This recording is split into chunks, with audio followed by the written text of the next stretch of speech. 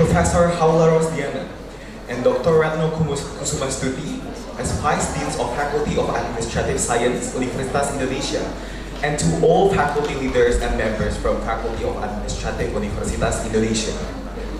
To the Managing Partner of DDTC, Mr. Darussalam, to the Executive Director of Ortex, Mr. Dan Emilianto, and to our keynote speakers, Professor Dr. Mark Considine from University of Melbourne, Australia, Professor Lee Burns from University of Sydney, Australia, and to Professor Harold Fuha from University of Potsdam, Germany. And to all ladies and gentlemen, good morning. Welcome to Auditorium Juwono Sudarsono Faculty of Social and Political Sciences, Universitas Indonesia. We are very proud to present to you the third International Conference Administrative Science, Policy and Governance Studies, ICAS-PGS, and the fourth International Conference on Business Administrations and Policy, ICBAP. Please allow us to introduce ourselves. I, Fadri Nur Amin Bashiman, and my colleague here, Dini Dubelmar, will be acting as the master and the mistress of ceremony for the next couple of days. We would like to thank to all the speakers for coming and to all participants that have contributed their work in this conference. This conference is an annual event hosted by Faculty of Administrative Science, Universitas Indonesia. This conference is intended to discuss and debate the recent trends in administrative science on a range of issues as public, business, and fiscal, and the interconnection of all in digital ecosystem. This conference is aimed to bring researchers, academicians, scientists, policymakers, professional managers, students, and other related stakeholders together to participate and present their latest research findings, developments, and practical solutions related to various aspects of administrative challenges in public and private sector. This year, we selected the theme, Strengthening of Strategic Administrative Reform Policy to promote competitiveness and innovation in Industrial Revolution 4.0, the opportunities and challenges. ICAS-PGS and ICBAP will be held for 2 days and consisted of a couple of plenary sessions and also parallel sessions. And ladies and gentlemen, before we begin with the opening ceremony, we would like to kindly ask all the participants to rise from their seats for the national anthem, Indonesia Raya.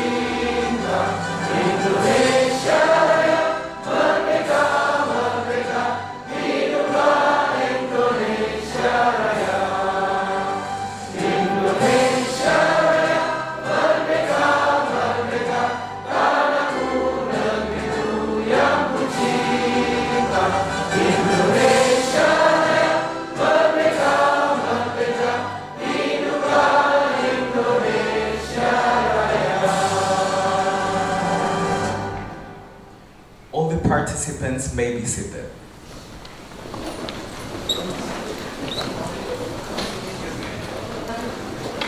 Next, we have an opening speech from the Dean of Faculty Administrative Science, Professor Dr. Eko Prasojo. To Professor Eko, the time and place is yours.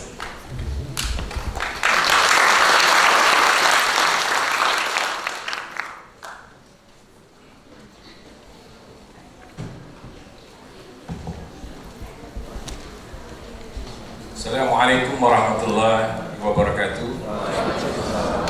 Good morning, ladies and gentlemen. Honorable Professor Considine from University of Melbourne, Australia. Honorable Professor Libens, University of Sydney, Australia. Honorable Professor Haralpur from University of Potsdam, Germany. Honorable Professor from our Faculty of Science, as well as other faculties and universities, distinguished guests, speaker and participant from ministries, agencies, and also our students. First of all, I would like to thank you very much for this international conference. We are really sorry that we invite rector and also vice rector to come to this conference. But at the same time, we had many conferences, international conference, conducted by other faculties, and also rector has special meeting with Supreme Audit Board. So this is more important meeting, I think. So on behalf of rector and vice rector, I would like to sorry for these conditions and very welcome to all of you. Let me first express my gratitude to all you for coming to this event, and also I would like to thank to you for all the foreign guests who are coming from their respective countries, especially for our distinguished plenary speakers, Professor Considine, Professor Libens, Professor Haralpur, and also colleague Rachel Thomas. Thank you for coming. Indeed, other plenary speakers, Ibu Noni S.IA. President Director of Bluebird Corporation, should also be given our high appreciations. I want to express how grateful I am that this year's the third international conference on administrative science, policy and governance studies includes partnership with the fourth international conference of business administration and policy 2019. I'm also proud to inform you that we are collaborating with the Indonesia Fiscal and Tax Administration Associations, Indonesian Association of Business Administrations, and Indonesian Association for Public Administration to organize this conference. At this event, this will mark the launch of our double degree program, Master in Public Policy and Management, MPPM, with Graduate School of Humanities and Social Sciences, the University of Melbourne, Australia. The launch is evident in close partnership between two institutions through persistent and mutual trust for the past 4 years. Professor Considine is one of the drivers in pushing this initiative. So I would like to thank you for this team at the University of Melbourne and my colleague in Faculty of Administrative Science for their hard work in realizing this program. This double degree program in public policy and management is structured in a way that students will learn in the first 3 semesters at FISIP UI, both the second and third 3 semesters in Melbourne, and finally back to UI in the fourth 3 semesters. During participation in this program, the students will refine a high-level analytic skill set that meets the demands of complex public policy making.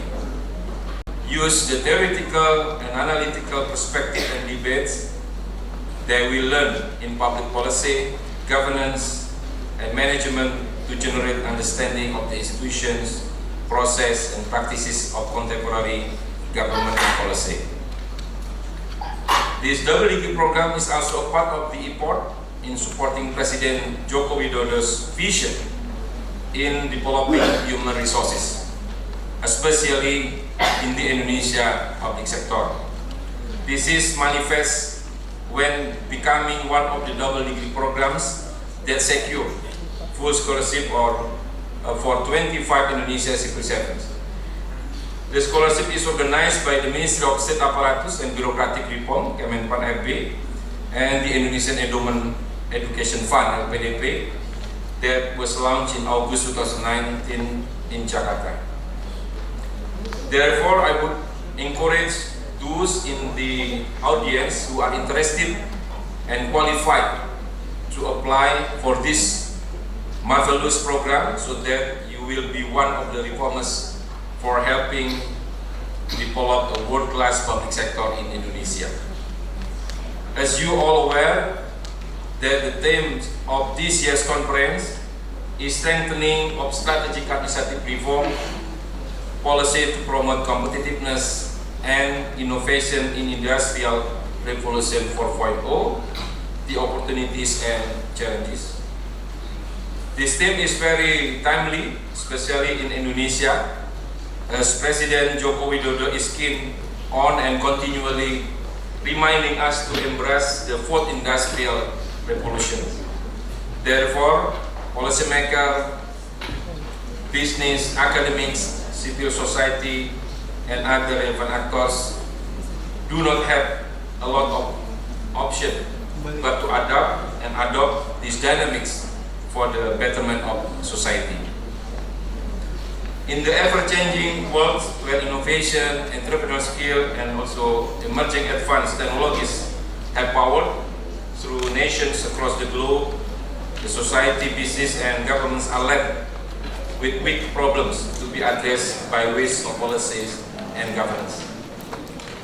The conundrum pivots mainly around the dynamic relations between these actors, which can be characterized by multifaceted and multi-layered interactions in facing Industrial Revolution 4.0. Harnessing innovation have made by many public administrations as well as business actors compelled to look beyond the business as usual workforce and move toward strategic governance together with amplified requirements for sound innovations and entrepreneurship policies.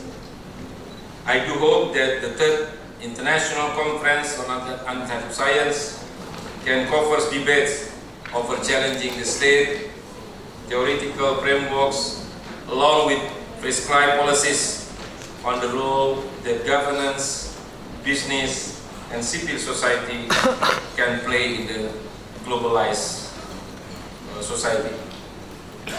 They need to outline strategies to realize reform and commitment, achieve change efficacy to harness innovations.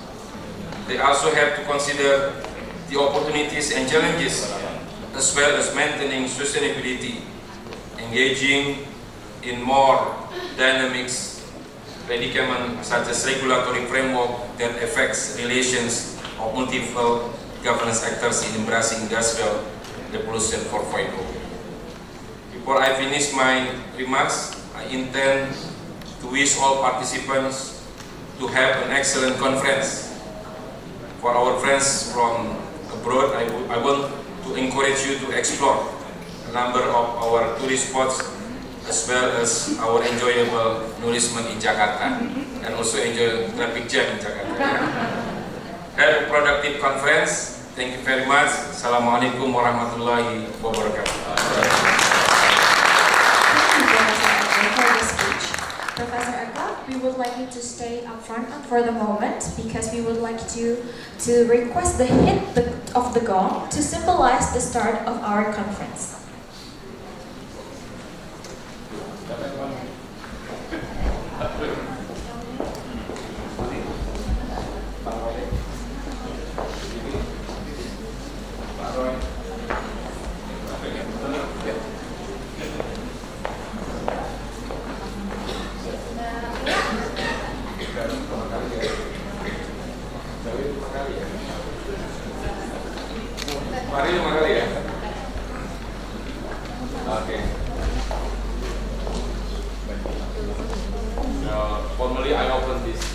international conference with 5 bombs.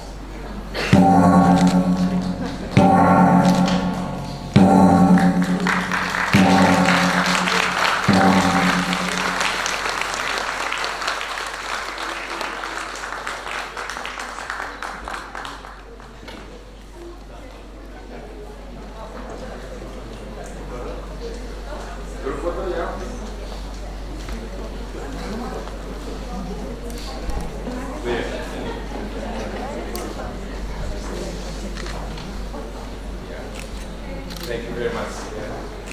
Thanks so much. Thank you very much, Professor Eka.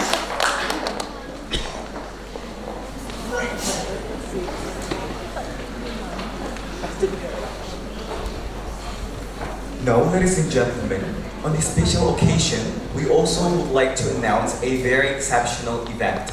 It is the soft opening for the double degree program, which is made possible by a collaboration between University of Melbourne and Faculty of Administrative Science Universitas Indonesia. This program is an effort to establish the vision of Faculty of Administrative Science Universitas Indonesia to be the excellence regarding the study on administration and policy, and also strategic governance in Asia region. Faculty of Administrative Science Universitas Indonesia is creating cooperation alongside notable universities abroad to offer an excellent education program in form of double degree program. This program in Public Policy and Management is a master program with a double degree scheme collaborating with the University of Melbourne. With the duration of 2-year study, majoring administrative sciences and public policy, students will achieve 2 master degrees from 2 universities, Universitas Indonesia and University of Melbourne. Next, we have prepared a video profile by both University of Melbourne and Universitas Indonesia. Please enjoy the video.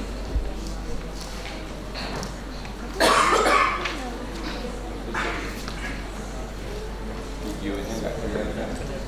Pindahin dulu, Pak.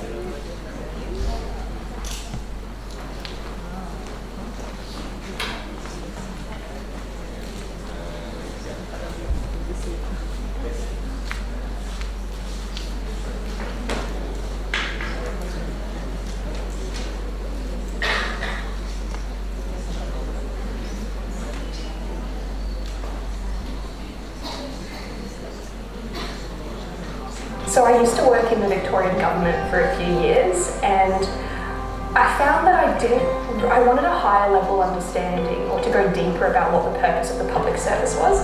And I came across the Master of Public Policy Management at the University of Melbourne, and I thought it looked like a fantastic opportunity to combine theoretical learning with more practical opportunities. We actually combine public policy and management, so most other programs will do one or the other, but we do both, and by doing both we can broaden the experiences of the students and also broaden their skills base. The core skills have been strategic thinking. That's definitely been something that I've learnt a lot through the theoretical classes and also the practical classes, but I think also there's been a really heavy emphasis on teamwork. To be a good policymaker, you need to actually know how to lead the process and how to go from an idea to a final outcome. Our alum have gone on to very high levels of governments, but also within community organisations that become real leaders right around the world. Right now, after my Masters, I'll be going into consulting with government as a starting point, and from there I expect that I maybe will go to work at international organisations in policy, perhaps even go into politics in the long term. So I feel like the Masters has really given me the space to explore lots of options while also deepening my understanding of what policy is.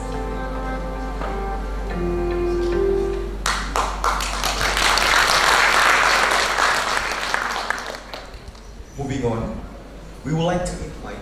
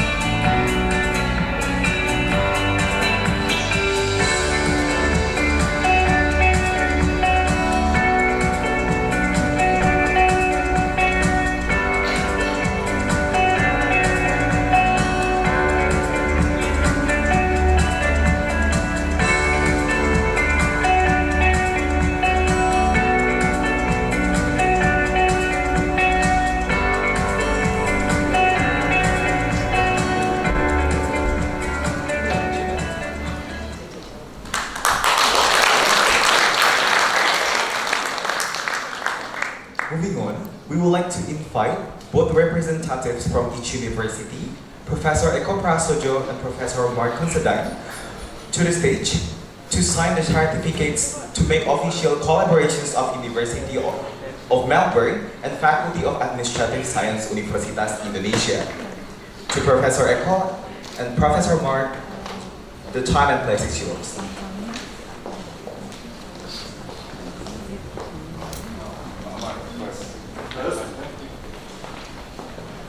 So very exciting. I feel like I would like to enroll in this degree.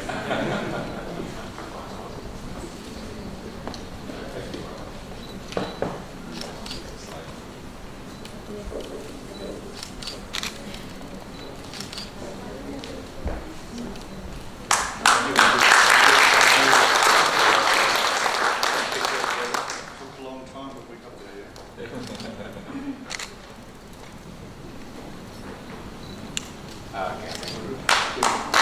We hope these collaborations will be able to initiate future collaborations.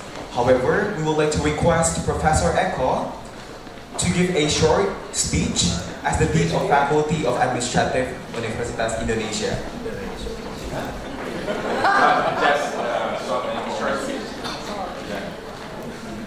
Thank you very much, especially to Pak Mark and colleague from University of Melbourne, and also our friends from the Faculty of Administrative Science, especially to Pak Roy, to Mas Vishnu, who has been working very intensive and very hard to prepare all memorandum of agreement to conduct these double degree programs.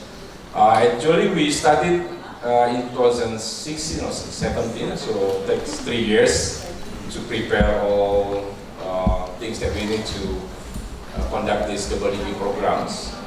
And I would like also to thank to Ministry of Administrative Reforms and also to LPDP, who has commitment to finance these double degree programs. Yeah. And I would like also to invite especially students to apply these double degree programs. This year we are dedicating 25 scholarships from LPDP.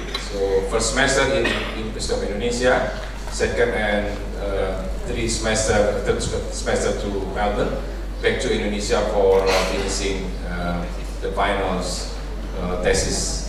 So in 2 years we will get 2 master, globalized in the global perspective, but also in the local perspective. Yeah. I think this is very good and a part of our contribution to administrative reform in Indonesia to implement our visions of presidents. So in developing human resource management, develop the human resource to strengthen the competitiveness of Indonesia in the global society.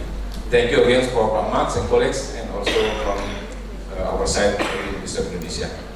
Thank you, and I would like to invite Pak Max to give a very short message for this program. Thank you, Pak. Thank you, Pak Eko. Thank you, colleagues, particularly our colleagues at University of Indonesia, for all the hard work that sits behind this piece of paper. 2 or 3 years of very careful discussion.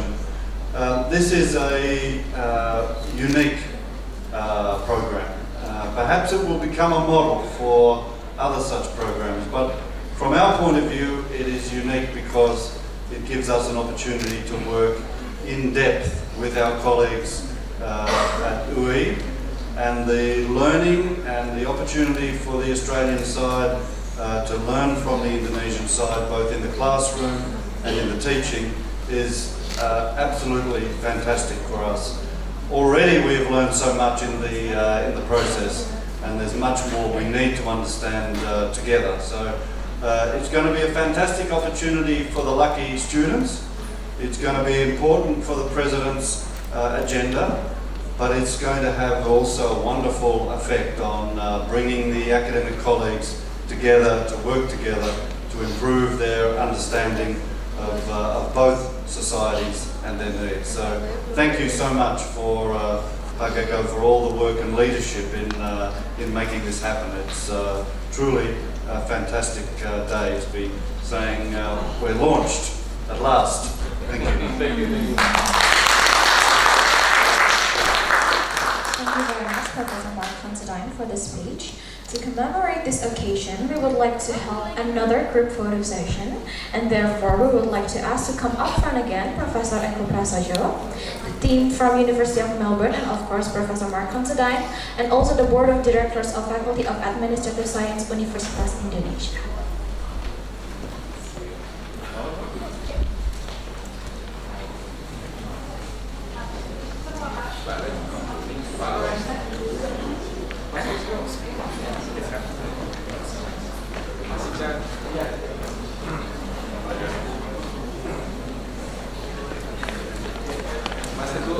Datangnya.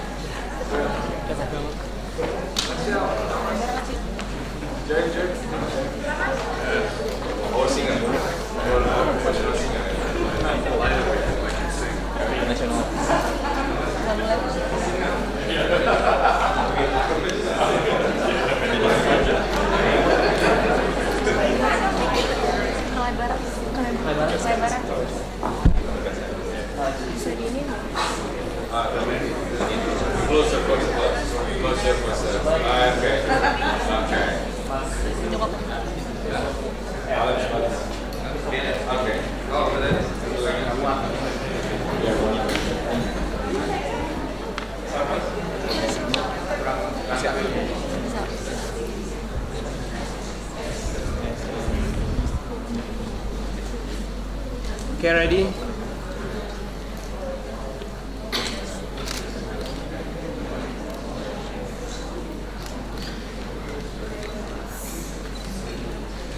Okay, 1, 2, 3.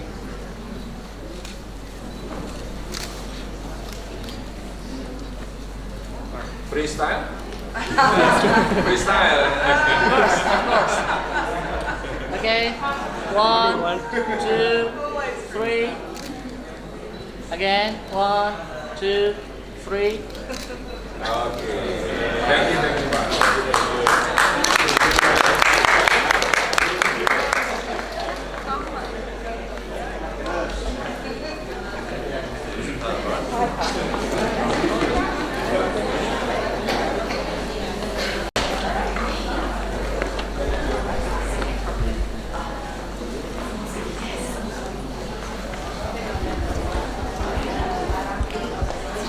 Ladies and gentlemen, before we move along to our main program, the plenary sessions, with our outstanding speakers, we will have a short coffee break.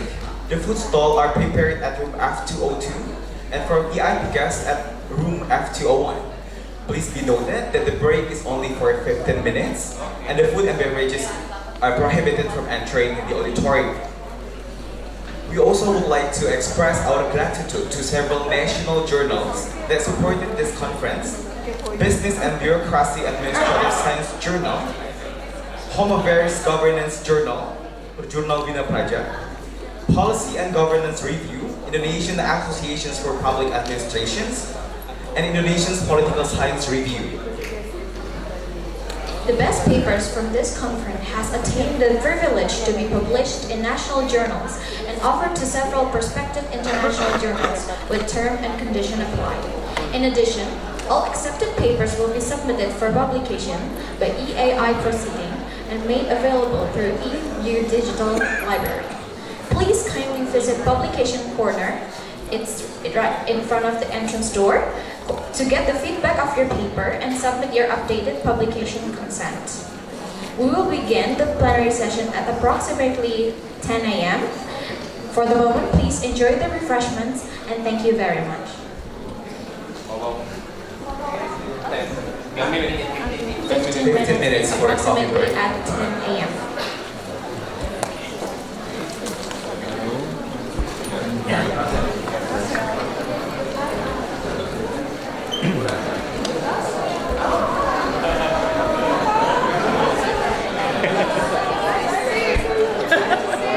Aku ganti Kak, karena pakai baju ini tadi kalau pakai ransel lain.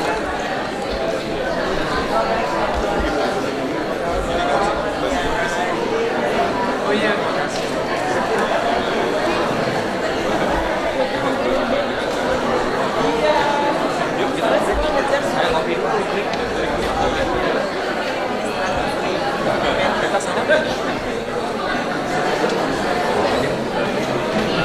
apa itu? Takut. Tapi tadi kok sih. Nanti disertasi dulu di sini. Nah, gitu ya. Pak Made, apa kabar? Thanks, Pak. Iya, Bu, silakan, Bu. Gimana, Pak Made? Aman ya? Istirahat dulu ya. Apa lagi nih? Istirahat nih.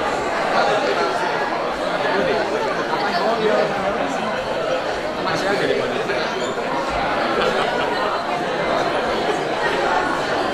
Dulu saya 6 tahun Pak di dulu.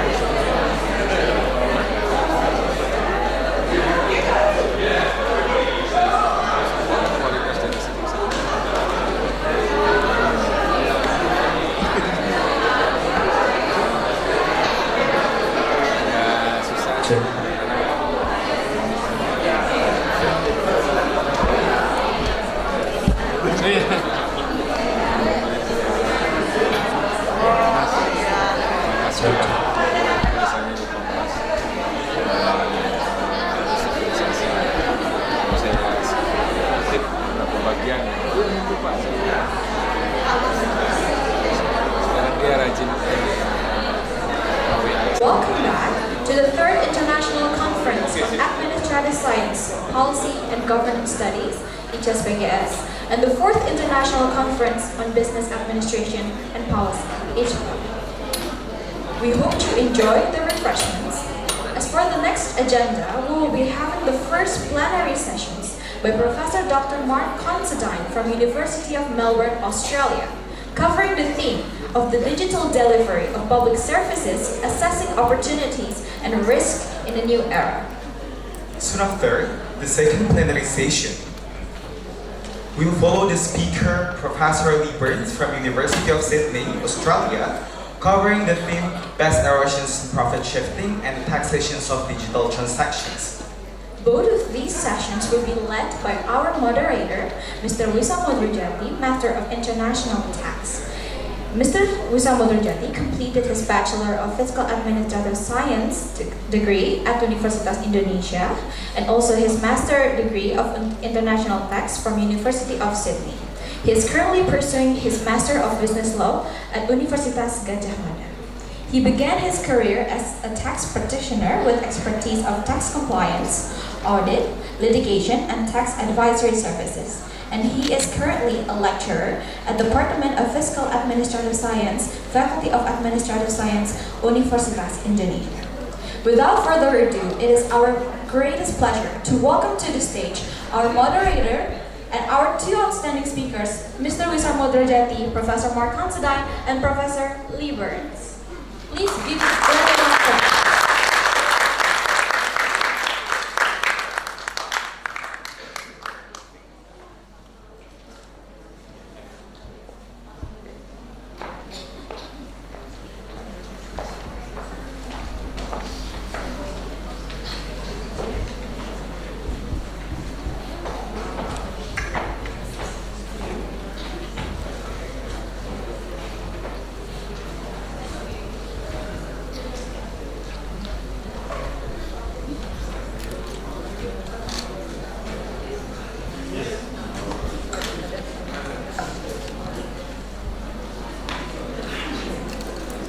Good morning, ladies and gentlemen.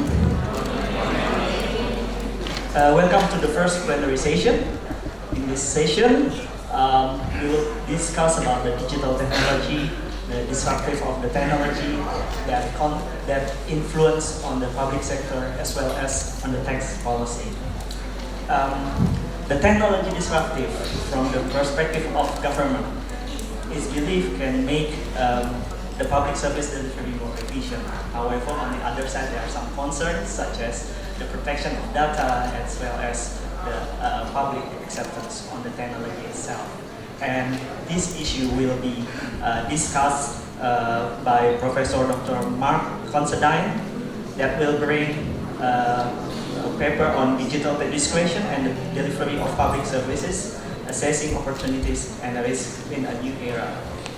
On the other hand, as I said before, the digital technology also impact on the tax policy, and here Professor Lee Burns from Sydney University will bring his paper on BEPS and taxation in digital transaction. Before I start, I'd like to read Professor Dr. Mark Considine's CV. Mark Considine is the Chief Academic Officer and Professor in Public Policy at the University of Melbourne. His research focused in government studies, public sector reform, and local development. Professor Considine was appointed as the Provost of the University of Melbourne in 2018. In this role, he is the Chief Academic Officer and Standing Deputy to the Vice Chancellor. Mark Considine is one of Australia's most respected and highly cited public policy specialists with a career spanning academic research and applied policy work for government and civil society organizations. He is a fellow of the Institute of Public Administration Australia, Victoria, and the Australian Academy of Social Sciences. In 2015, he was awarded the Redmond Berry Distinguished Professorship.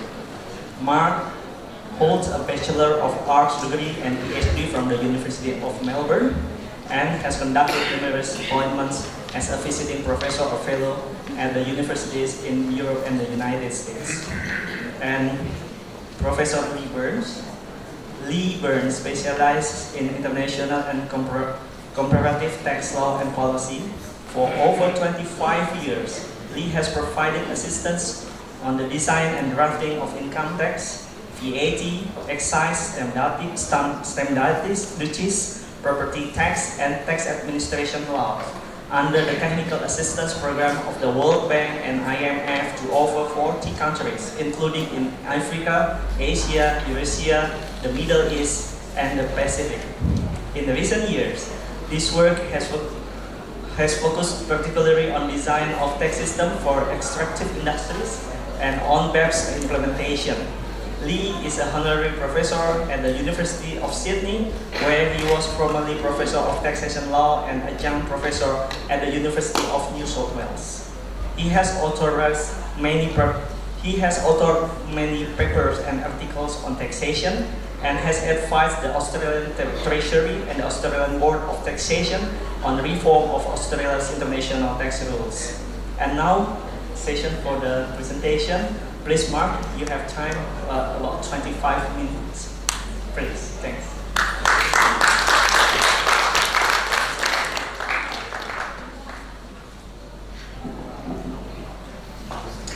Thank you very much for that generous introduction and welcome. And thank you to Pakeko and the organisers of the conference for the great honour of being a keynote at this important event.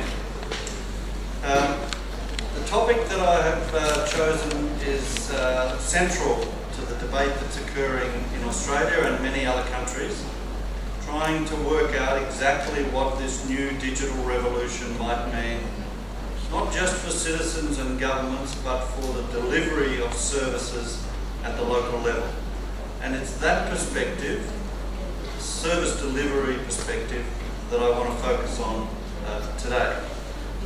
There's a written version of the paper for the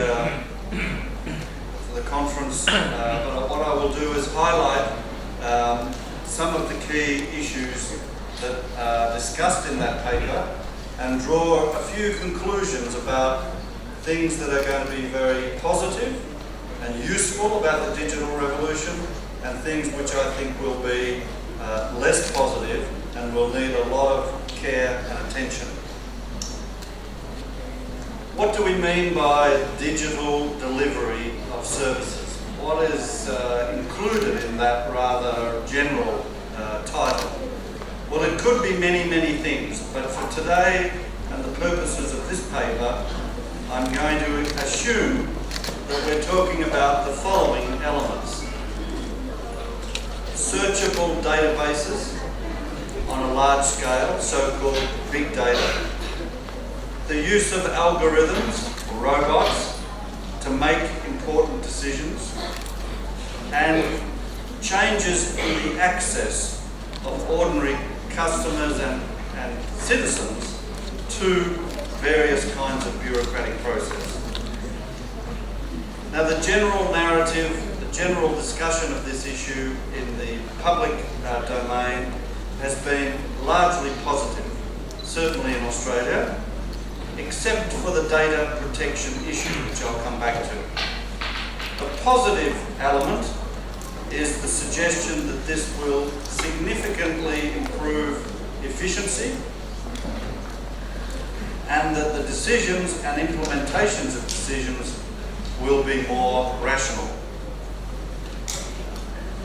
On the negative side, the major themes, as I said, are problems with data protection, particularly of citizens, what we might call robotic insensitivity, failure to take account of individual characteristics, and certain problems of accountability, which have begun already to emerge in the Australian case and in some others.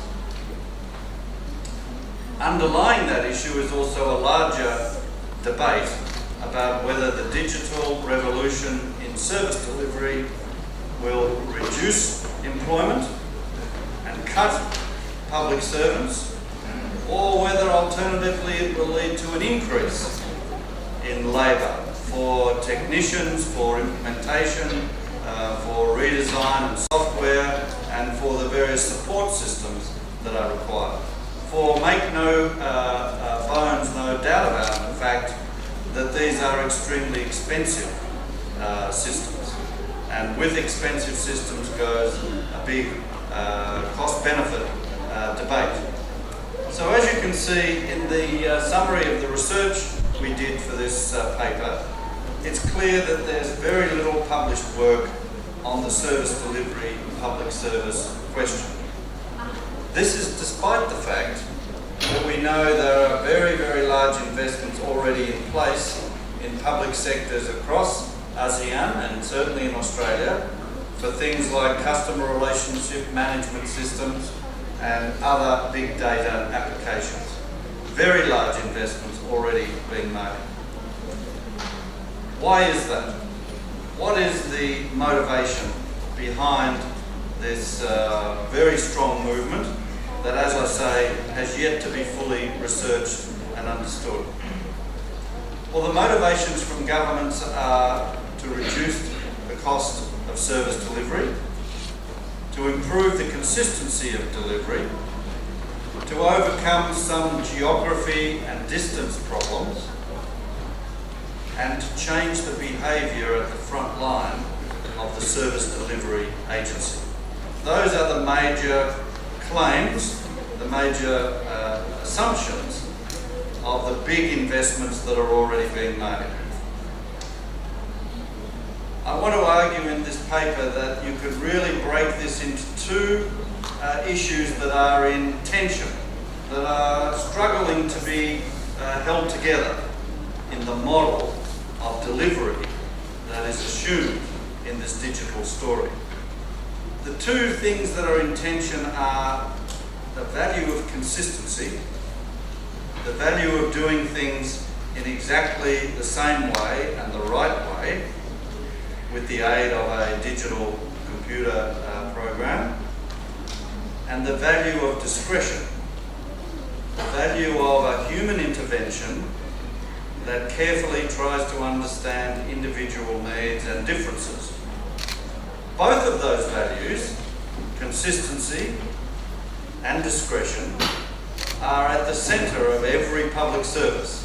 Wherever a public service is delivered, anywhere in the world, you will find that double value, having some kind of conversation, either in the management system or in the local office delivery system. Now, as I said, there's not a lot of published research, but there are a number of studies. This one by Asghani looks at the government drivers, the government motivations, and studies what was the main reason for introducing some of these big data digital applications. At one end of the spectrum, as you can see, was the influence of suppliers. It's no surprise to students of public administration and policy in this room to hear that there is a very strong lobby amongst the producers of these technologies to encourage governments to purchase them, to implement them, and of course to pay large amounts of money to do that. So that accounts for the smaller of the nonetheless significant pressures or motivations. At the other end is the perceived benefit to local people. And this is presented very frequently, very often, as the motivation for major digital service improvements. So let me talk for a minute or two about these two big values and the way they struggle to be understood inside the decision-making system for digital applications.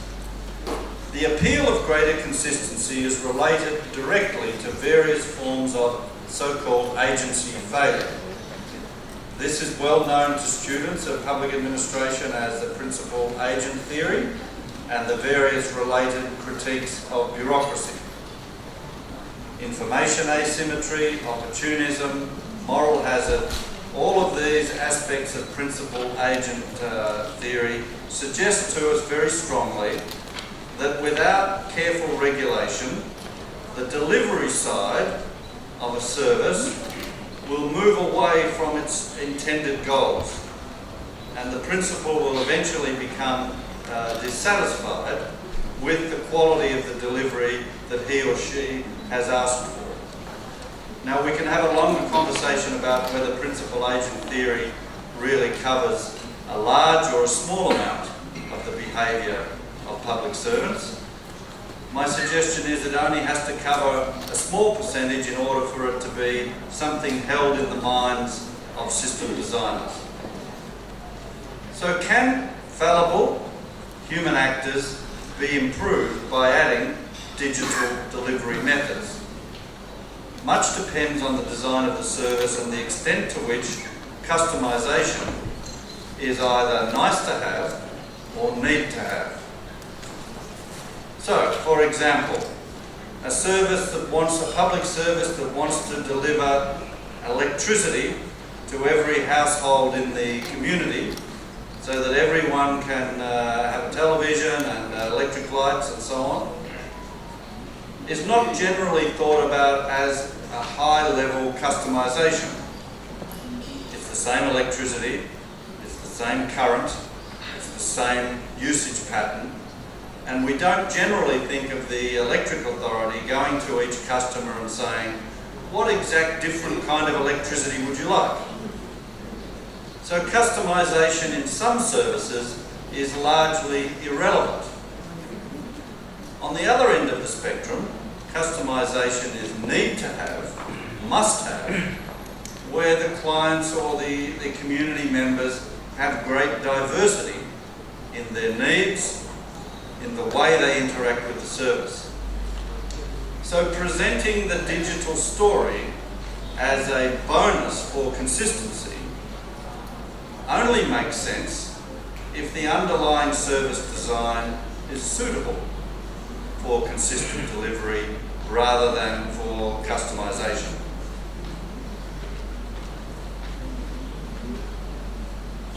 If we compare the consistency story, move the next one, thank you, against discretion, the other part of this struggle that goes on at the design level, we understand that discretion has a quite specific technical meaning in public services. It doesn't mean you just do whatever you like, obviously, and it shouldn't mean applying your own prejudice or your own bias to services. It means using human actors to implement on the basis of specialised knowledge. That can generate inconsistent outcomes. Two individuals with the same initial conditions may receive different outcomes. The outcomes are flexible, they're tailored to the needs of the specific user, and they require time and resources to reach a proper tailored outcome. There has to be interaction between the service delivery agent, the frontline worker, and the client. That interaction has to be meaningful, and the tailoring has to fit the guideline of the program. So discretion is not the word we would use for bias or selectivity, and certainly not for corruption. So we need to understand if the discretion priority is part of our thinking, it has to depend on the trained capability of public servants to apply the principles of the program and adapt them to the real needs of individual clients. So that is a different model to the consistency model that we see. This relates to a related argument in the digital story, which is to increase flexibility. Digitisation may improve services by eliminating errors. But there may be a tipping point at which flexibility is sacrificed. Digitised systems can discriminate against certain clients who, for example, haven't fully disclosed their issues, make mistakes with the online system, or have poor access to the digital or online system.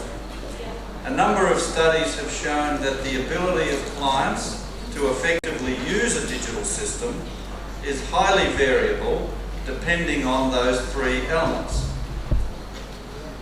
And without a human interface, it may also prove to be difficult to gain important qualitative data about clients. Now, I know Siri and the other things we find on our devices are always trying to hoover up more information about our individual preferences. But the robotic or algorithm-driven model of assessing qualitative data is still light years behind the capability of human actors to discriminate those qualitative elements. So in Hanson's study, they indicate that there is a divide emerging in access to digital public services based on literacy and self-advocacy. So here is a warning sign about how far we could go, even with the so-called flexibility model. As I mentioned at the beginning, there is also an important system design, service design challenge in relation to accountability. Digital delivery can, in many circumstances, tighten and improve the relationship between the program design and the way it's actually delivered. It can make sure that the links between the intention of the program and its delivery thousands of miles away is actually in consort, is in balance. And when that happens, we see digital systems significantly improve accountability. We know what the community members are getting, even if they're thousands and thousands of miles away. So that's the positive that the digital suggests. That also enables a reduction in many cases of local corruption, and that too improves accountability. However, in some other systems, digitisation generates uncertainty about when critical decisions are being made. Who is making the decision? And that makes it harder to review, harder to contest, and harder to hold to account.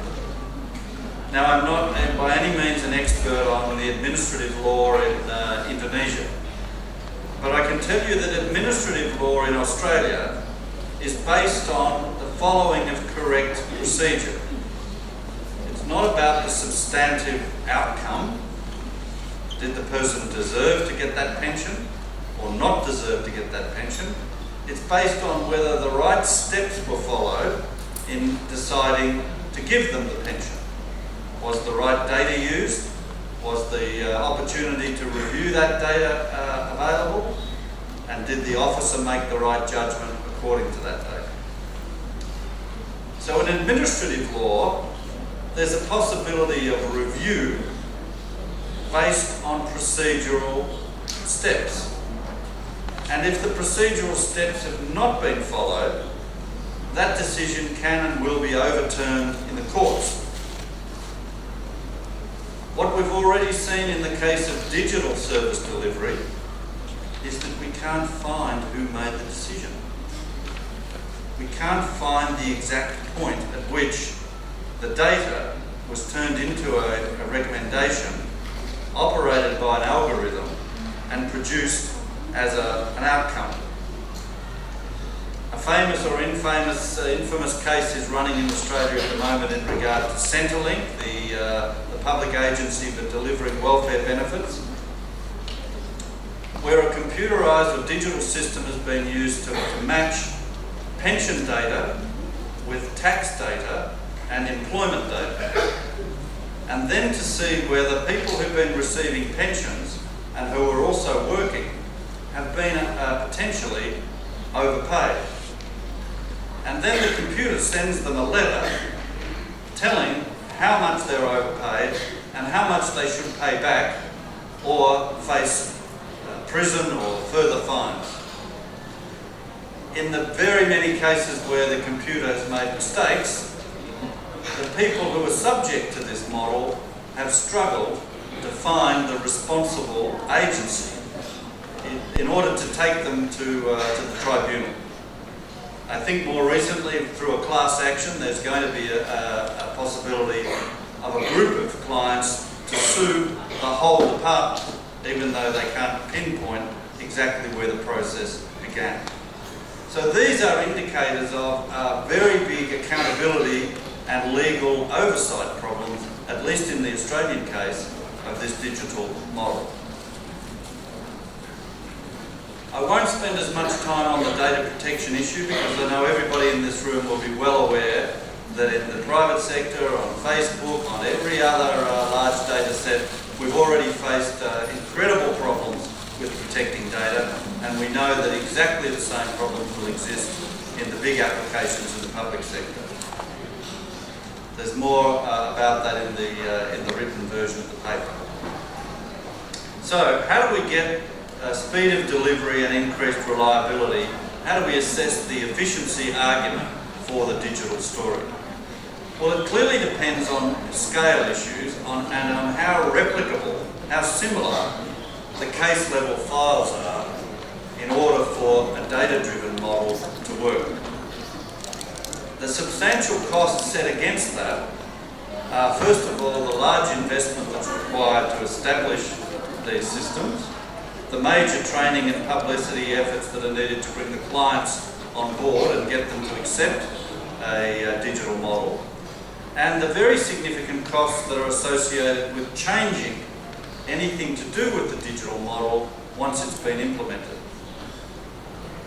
In one example in the literature, the application of a large CRM, a customer relations management system, in a big public sector organisation in the US, was found to have a number of serious faults, and the cost of taking it offline and repairing it, and meanwhile running the service on a manual basis, was equal to the cost of the original implementation. So the idea that a technician can simply go in during the night and make some subtle adjustments and the system will adapt turns out not to be the right assumption in many of these cases. There's some data in the paper on the overall comparisons between countries, including Indonesia and Australia. I won't go through those now, we don't have time, but it does show how there are different impacts of digital transformation in the economy and more broadly in the knowledge sector. So just to conclude my time, and as I said, there's more detail obviously in the paper. We need to begin with being clear on what we expect. We can't just purchase the model and not have already decided what we wanted or what our people needed before we made the purchase. Are we mostly interested in efficiency and accuracy?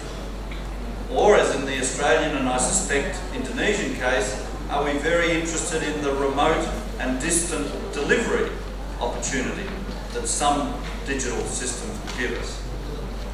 Or are we concerned in many cases to improve customization? We need those design decisions at the beginning, because after you implement, it's often too late to make them at the end. We need better governance to manage privacy, and we certainly need new and very different regulatory arrangements to solve that problem of accountability, of contestability, and of legal review that are much more difficult in a digital model than they were in the human-based model. And those of us who are involved in designing programs need to be thinking about the digital application at the design stage and not turn the model over to technicians and say, now you guys fix the delivery. Or what will happen is we will miss that proper balance between the value of consistency and the value of customization. That will give us a chance to have a true learning system, and in conclusion, I think that will give us the opportunity to take the best elements. Oh, we've missed one slide, sorry. Try again, and again. You're going the wrong way. Better. Keep going. Yep, and again. There.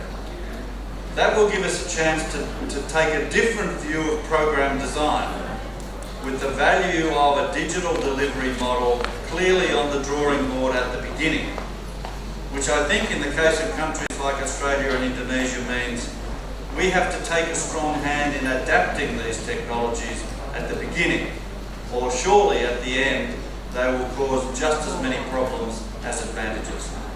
Thank you very much for listening.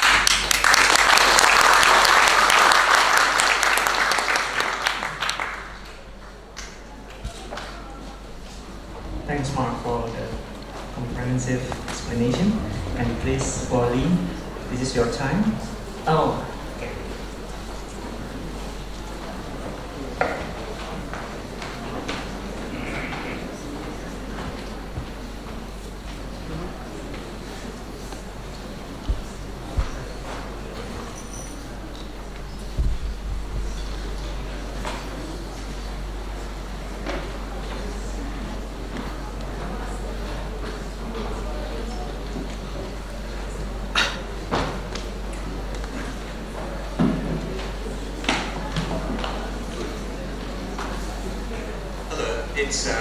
It's great to be here again. I was here a couple of years ago, in fact, talking about international tax and international tax reform.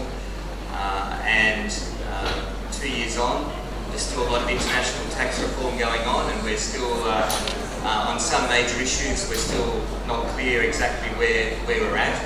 But and particularly in the context of digital transactions, and I think what I'm going to say follows nicely from what we just heard, because in the private sector, someone is monetarising the data that's being collected, and revenues are being earned. And the question that has been troubling a lot of countries now for some years is who gets to tax those revenues. So that's what I want to talk very, very briefly about. The timing is interesting because a couple of weeks ago the OECD released, through the Inclusive Framework on BEPS, it released its consultative document on the new approach to taxing the digital economy. So I want to talk sort of briefly about it. I'm here for a couple more days to do a little bit more work with the tax people here and an opportunity to talk in a bit more detail about it, but this morning just an overview. So those of you that don't know what BEPS is, it's become this word in tax that's describing this process that's been going on since 2013 of essentially reviewing the international tax framework that's been in place for 100 years. BEPS stands for base erosion, and that's BE, and the PS is profit shifting. But we just call it BEPS now, and that's become this new word in the tax lexicon. BEPS is broken down into 15 actions, and the first action, Action 1, is concerned with the digital economy, and it's the only action where we're looking at both income tax and VAT. All the other actions are concerned with income tax. And what we know now, I suppose we've known for some time, is that the digital companies can generate very significant revenues from customers in a jurisdiction. The latest document of the OECD talks about these being the market jurisdiction. This is the jurisdiction where the customers are located. But it's not just about customers, those that might be buying digital products, downloading music, downloading films, TV series, books, software, but it's also about users in the country. And there may be users in the country that don't pay to use. So there was discussion earlier about social media platforms and search engines. We do those, we don't necessarily pay for that, but the company that is providing us with that service is collecting a lot of data from us about our preferences, and that data is then monetarized and sold to other businesses, for example, for the purposes, or primarily for the purposes of advertising. And the fundamental driver of BEPS Action 1 has been, well, there's very substantial revenues being earned. Who gets to tax? Who gets to tax those revenues? Now, when you look at VAT, the value-added tax, or goods and services tax as it's called in some countries, when we look at the VAT and we look at the income tax, the policy issues are quite different. When we look at the VAT is a tax that on consumption, and the basic principle of the VAT is that consumption, that is goods and services, are taxed under the destination principle, so where they are consumed. Now, that taxing right already exists. So when we have we download a digital product, here in Indonesia, for example, then the place of consumption is here. The BEPS Action 1 doesn't involve any change in taxing rights. It's really about how do we make this taxing right work for digital transactions. Because digital products, unlike physical products, don't pass through border control. So when we import something physically, so sometimes we might go online and we buy physical goods and those goods come through the border, then there's an opportunity to collect the VAT at the border. But when we're downloading our products, then of course they don't go through border control. So the BEPS Action 1 issue for VAT has been really a practical issue around how do we collect the tax. Income tax is a lot harder. It's a lot harder because with income tax, the taxing rights that have been in existence for 100 years have focused on physical presence. So when we make money in a country, that country can tax it if we have a physical presence in the country that has supported the earning of those profits. So in the tax language, we talk about a permanent establishment. In commercial terms, we simply mean a branch, some sort of physical operation like a sales office, or indeed we may set up a subsidiary in the country. So the fundamental starting point is that traditionally what we've relied on for taxing rights has been physical presence. and then the profits are allocated by reference to that physical presence.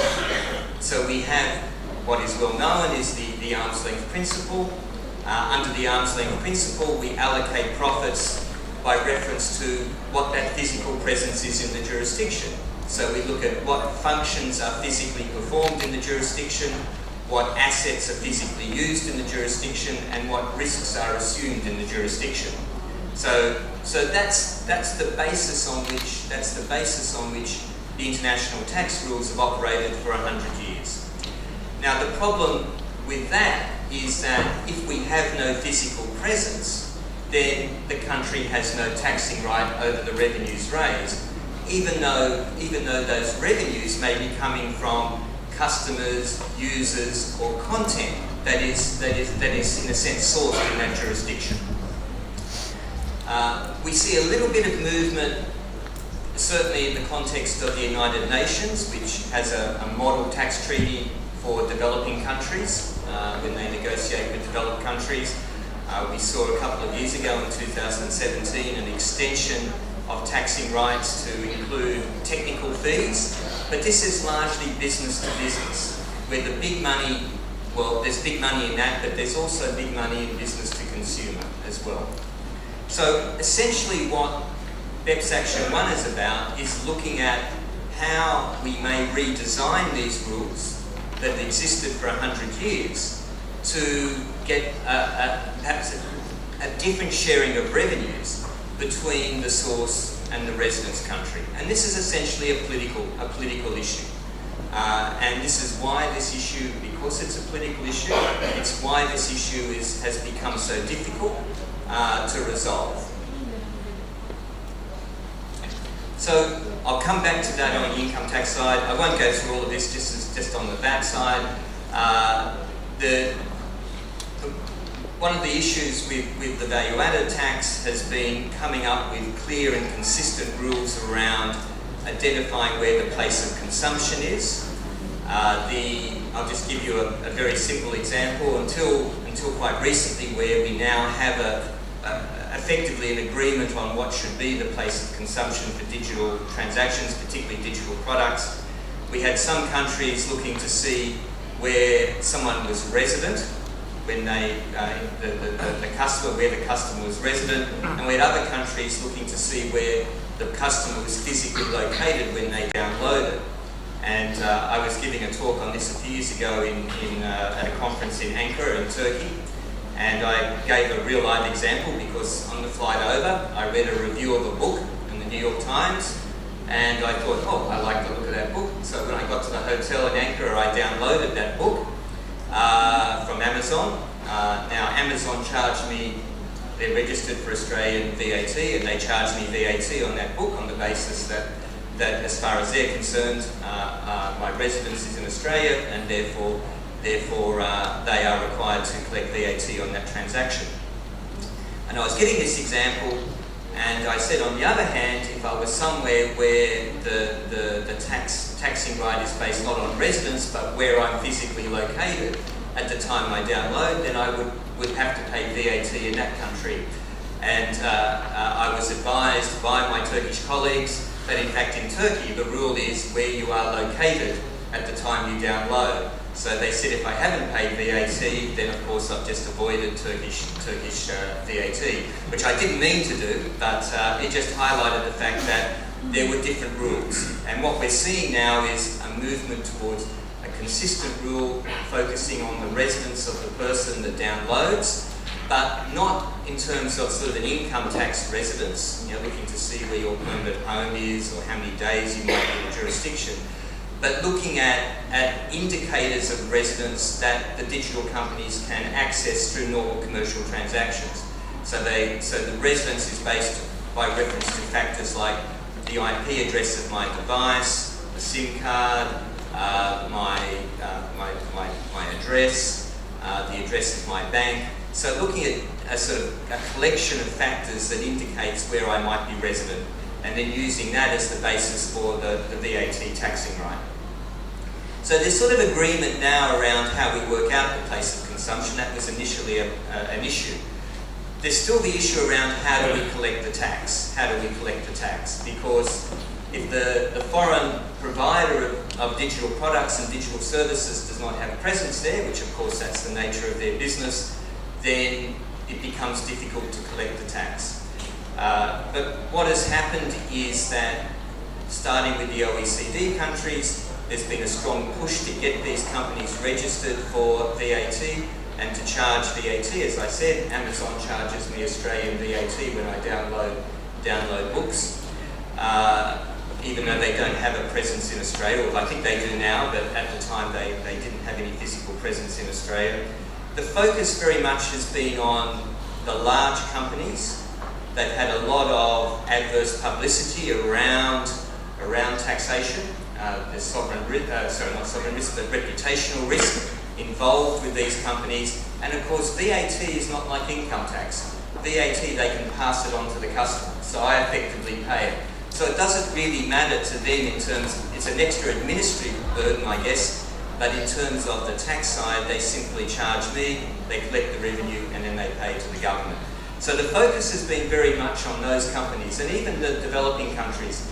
If they can get those companies, the large ones, and we know who they are, if they can get those companies registered, then the revenues, I expect that they will comply, because they don't want to be seen to be complying with OECD country, but not complying with other countries.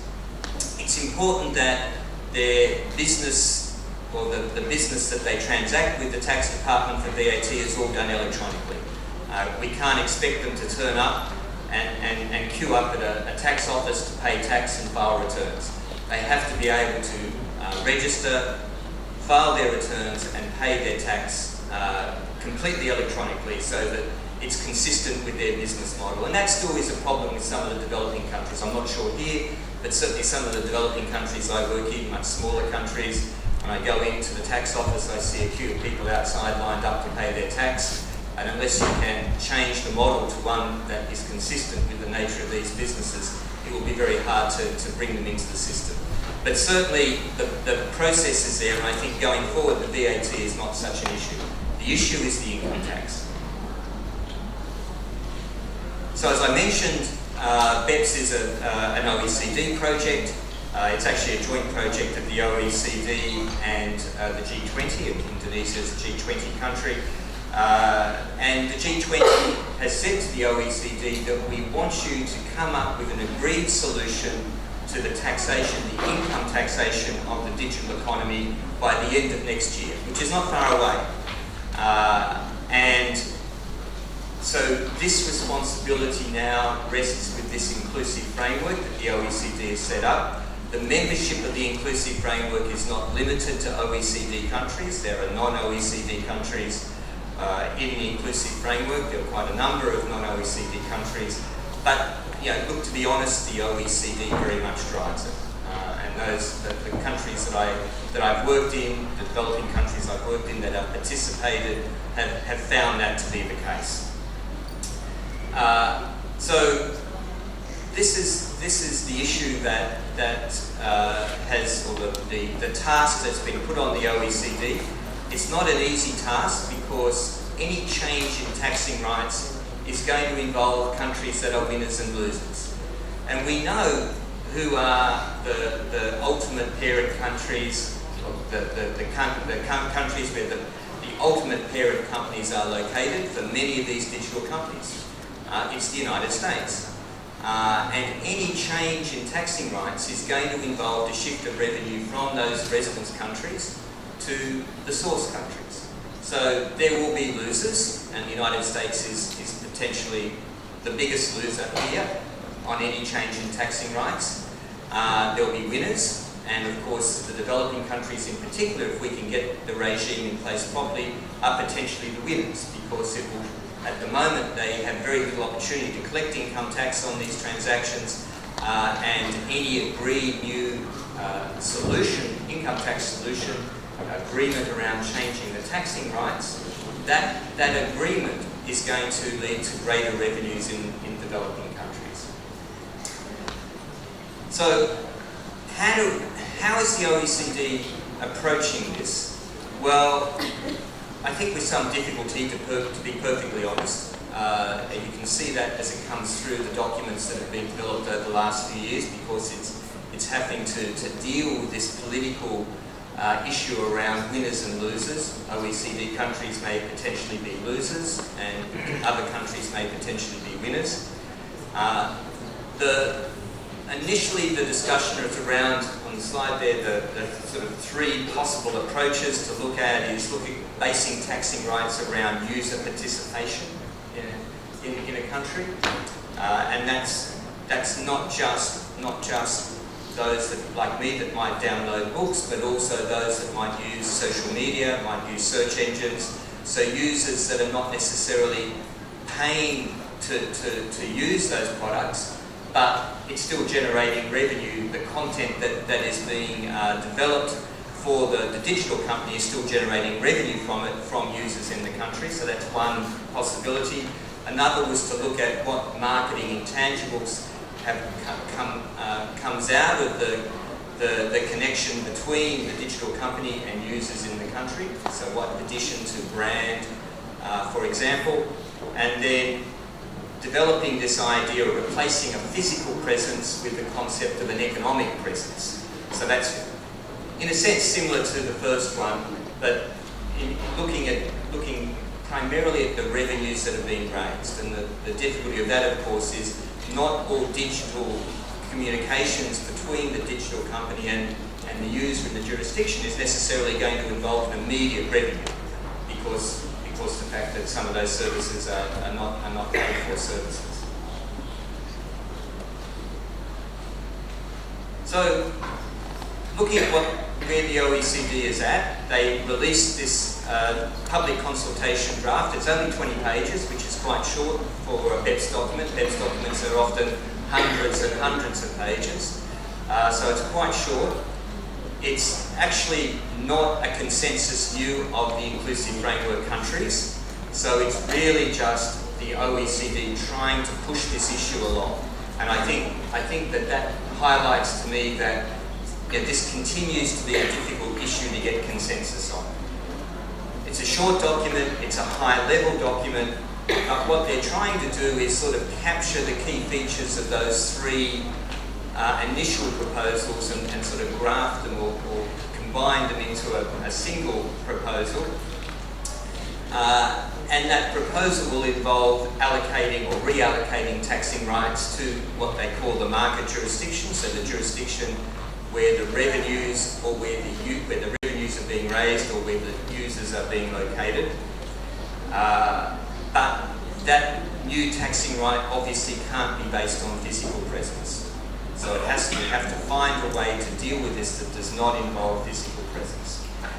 As soon as we move away from physical presence, then we can no longer rely on the arm's length principle, because the arm's length principle, which has been so fundamental to international tax for 100 years, requires physical presence. So we have to come up with a new way of allocating profits.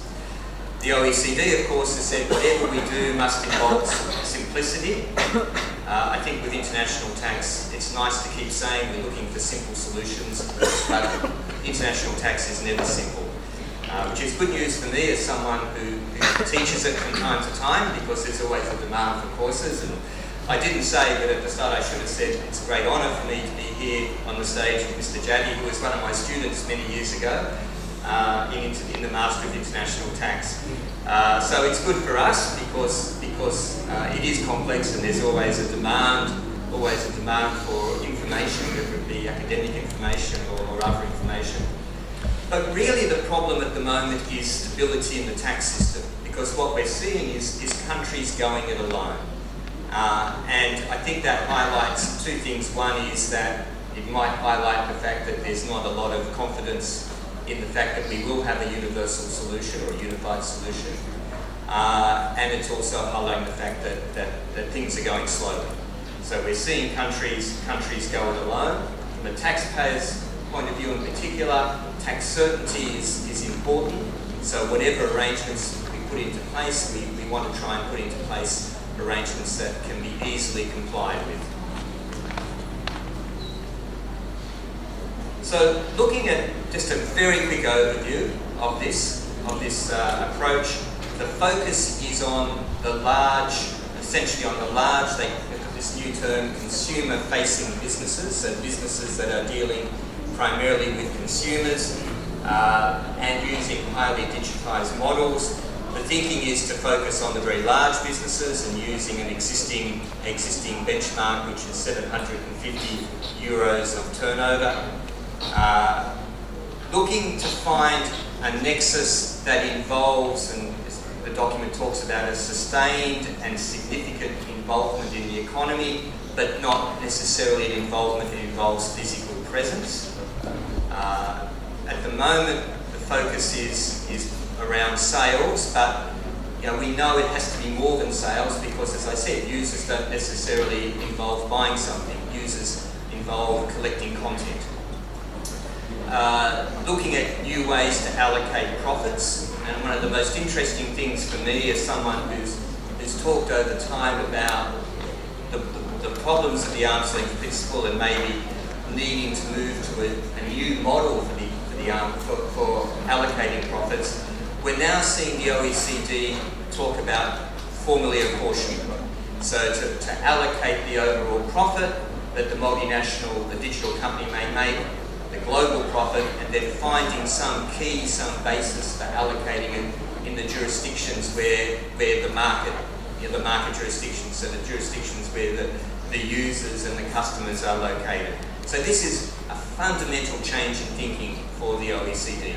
The OECD has spent the last 20 years saying formally apportionment can't work, it's not the appropriate way to allocate profits, and suddenly 2 weeks ago they produced a document that's saying, well, the only way to deal with this is through formally apportionment. I think a lot of people probably could have told them that some years ago, but of course the OECD has invested so much into the arm's length principle that I think it's become very difficult for them over time to move away from it. But this issue has basically forced them to do that. And the reason why they had to find a solution, is because there's a lot of unilateral action going on. And the unilateral action is not good for tax certainty, it's not good for double taxation. If we've got multiple jurisdictions taxing in different ways, then we will inevitably have double taxation. The existing systems on double tax can't really cope with this. So we saw the EU initially develop, well, it's not on the slide, but initially developed a sort of a virtual permanent establishment, an idea of developing a presence, but not a physical presence, a virtual presence. But they moved away from that to something much simpler, which is the digital services tax, and focusing on the revenues that are raised from social media platforms, search engines, and particularly digital advertising provided by non-residents. I think the rate was 2 or 3% of the revenues raised in the countries, the EU member countries. The EU has backed away from this. It saw it only ever as an interim position until the OECD comes up with the unified solution.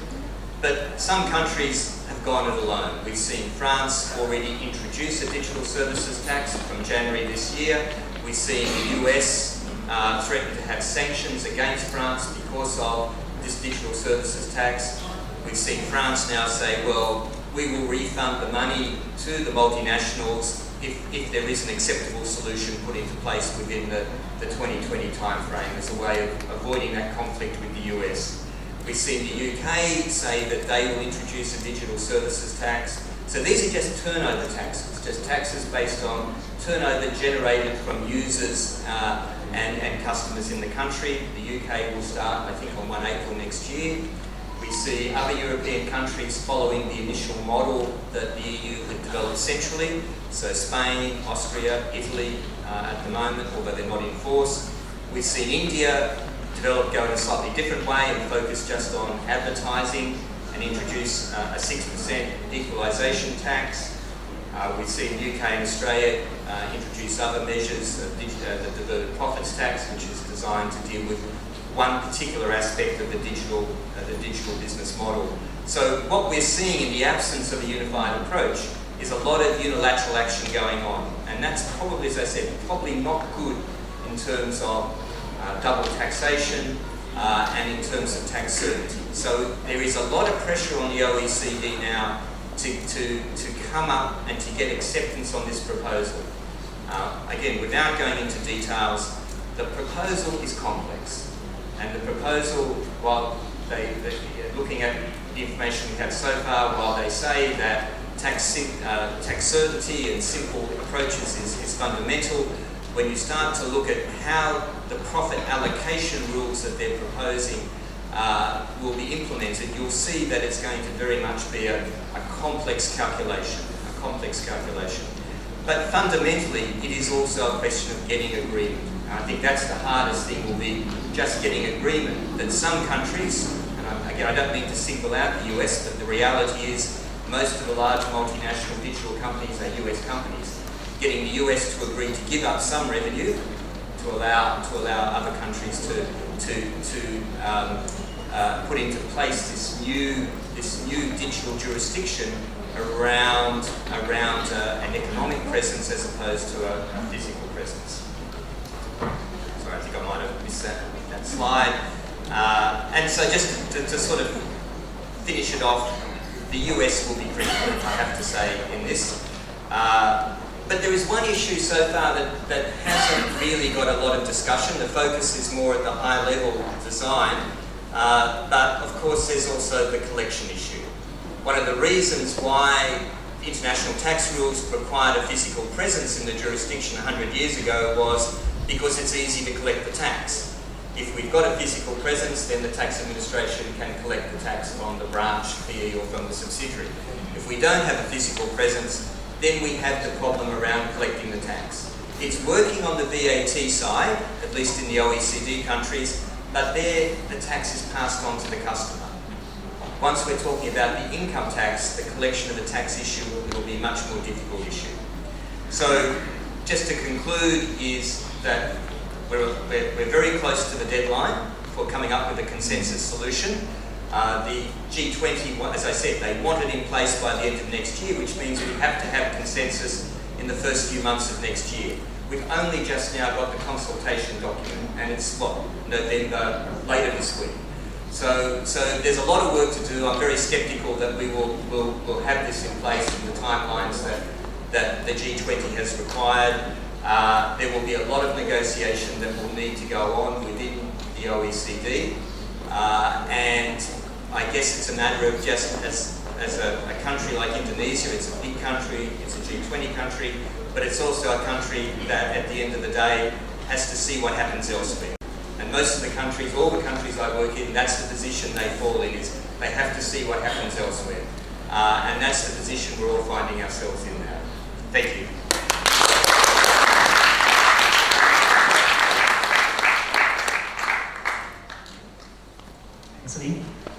Now Q&A session, please. For someone who want to raise a question, please name and your institution. For the first batch, please. 3 questions. Yes, please.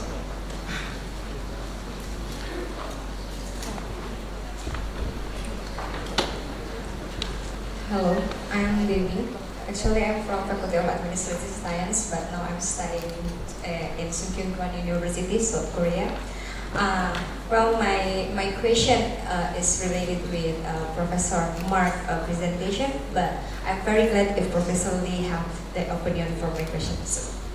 And well, Professor, I'm very interested with your topic about the e-services. Actually, it's e-services, using the services delivery with the government. And then I want to know about you mentioned about the efficiency. Yes. Well, some scholars, the previous scholar, thinks that we need to consider the e-services as the integrated way to multi-channel delivery for services. What is multi-channel delivery is like a combination of contact channel, so the citizen or the community can get more contact to get the e-government services, and then the government should be provide more multiple contact point to the citizen. And then also the policy usage term of the e-government should consider e-government as a channel well connected and integrated with other conventional ways. I emphasize about the conventional ways rather than simply replace the traditional ways with the electronic ways. And then my question is, in terms of efficiency, how we can overcome, how you thinking about this contradiction? In one side, the e-government or e-services could be or significantly support for the efficiency, but at some point, the other hand, we need combining the traditional ways too. So it's like double.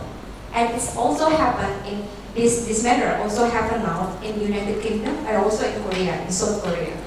Some people say like, we already did the electronic for e-service, but we have to submit our document again in traditional way. So to verification. So what do you think about this contradiction? And then also I want to know about the accountability also, Professor. You emphasize about it's very difficult to find the responsible people, responsible position for the accountability. And then how about the trust from the citizen? If we cannot find whose people we take the responsibility. And then so how can the e-government works if the trust from the citizen we didn't get it? Okay. Thank you, Professor. Thank you. Next question. Yes, please.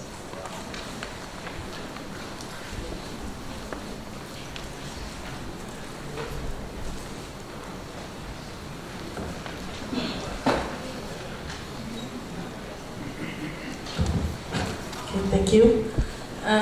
My name is Nawati. I'm from the doctorate program of Administrative Science. And I have one question for Mr. Considine. It's related with your statement about digital system or digital public service. I think you already explored about the many experience in the other countries besides Indonesia, I think. So you already have a problem mapping, and you already have so many items to as a tips maybe or trick for development country like Indonesia, for example. And because the digital system, I think is for Indonesia itself, it's very have a little bit process. I'm sorry for the term. Because Indonesia is a large country, there's so many people, population, for example. So I think it's a little different way of thinking to talk about digital system in Indonesia, because Indonesia is very unique because it's besides it's a big population, it's also large area. So and it's already not have a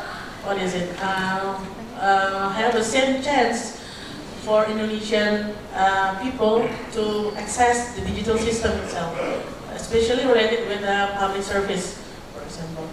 So my question is, what your own opinion about Indonesian case, and how Indonesian government deal with so many barriers, like I said before. Okay, thank you. Thank you. The last question. Prof, please. Thank you very much, Professor Considine and Professor Lieben.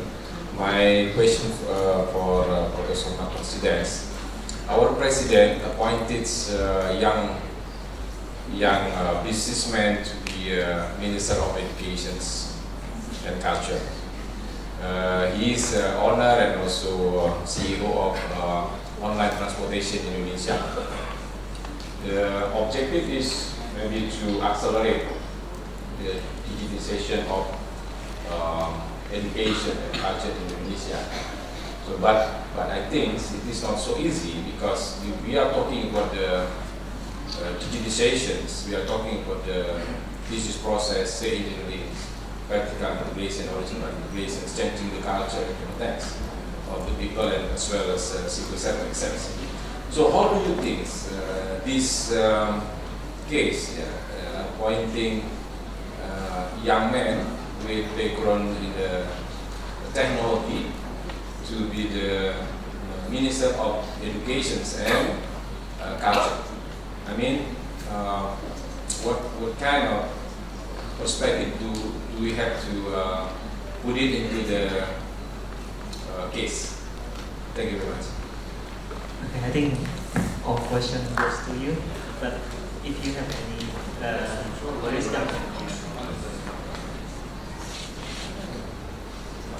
Thank you. So the first comments and questions, I think, expanding what I already said in the talk, in the lecture, to some more demanding attributes. And so it would take a little bit of time, but let me just offer two observations, particularly with this question of trust in the background. If we assume that public services are a very wide range of activities, some relatively simple, some more complex, some that need to be individually managed, and some that are very easy to standardise, then inside those 4 points are opportunities for digital delivery to significantly improve the efficiency of the service. But if you focus on the wrong part of that spectrum and invest in services that are much more complex and much more in need of individual applications, the benefits will be less and the potential errors will be greater. That is the sort of first design dimension. Being experts on the nature of the service itself and how it's delivered to the individual doesn't matter if it's on the phone, on the computer, or in the office. Understanding the service transaction itself is the starting point. The level of trust from the citizen, if we can take other examples of e-government, of paying your taxes online, registering for services online, citizens are very willing in most countries to adopt those methods and would much prefer to do it online than go and stand in a long queue to do a rather routine activity. So we've seen a very big uptake of online applications that manage those more simple, more standardised activities.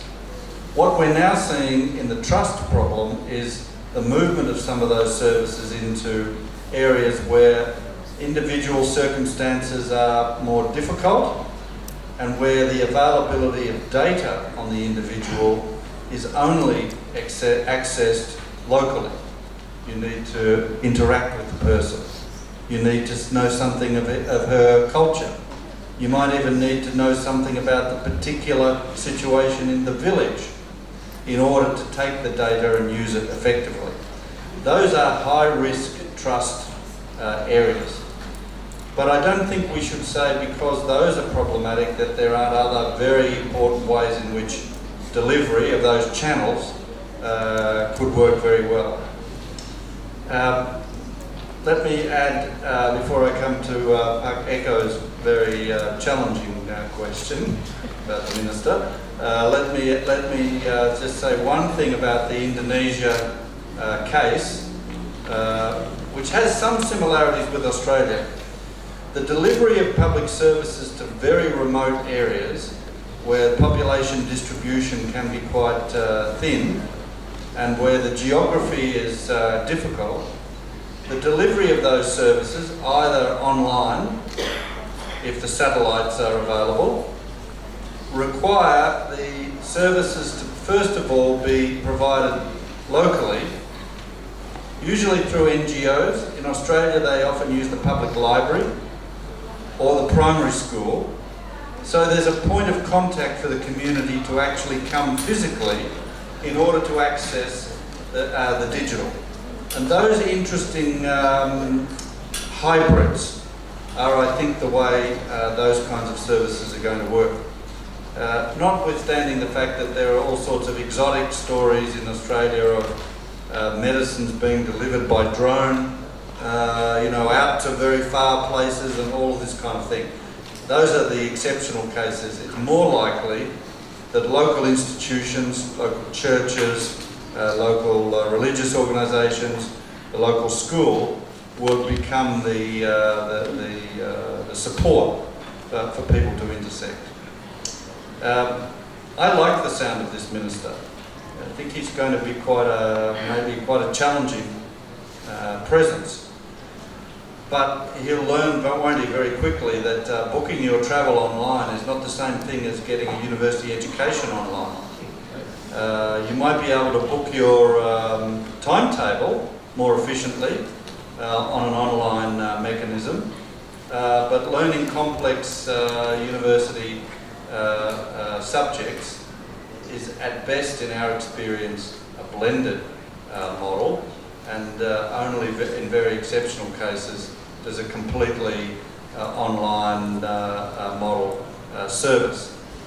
But having somebody who's at least very interested in the possibility and the way in which a more sophisticated Indonesian model could be developed, I think could be extremely interesting and better than the alternative, which is some old guard person who thinks computers are a terrible idea. But we'll see. I think Lee was going to add. Just on the first sort of question comment, I'll start with a short story, which I think is sort of bears out what Mark has just said in his initial comments. My youngest son is 24 years old. A couple of years ago, he came home from work one day and he was in an absolutely furious mood. And he's normally a very calm boy. And so I was curious to know what had set him off. And he said, well, I can't remember exactly what it was, but he had to physically go into a government office to deal with a particular issue. And it was the first time in his life he dealt with the government physically, face to face. All these other relationships with the government had all been online. And I said to him, welcome to my world, 30 years ago or 40 years ago. Every time I wanted to deal with the government, I had to go into a government office, not even take a number in those days, you just sat there and waited till you were called.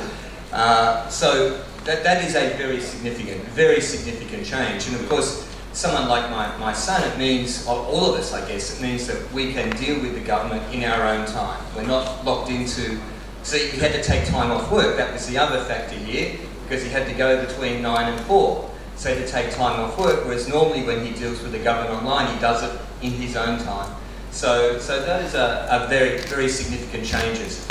There are, I guess, one issue that does come up is, you mentioned the remote issue, but there's also, I guess, older people who perhaps aren't as computer literate, and I tend to fall a little bit into that category myself, which is why I'm grateful that I've got two children that can help me deal with some of the electronic issues that I have to deal with. That's just a little story that highlights the point that Mark was making.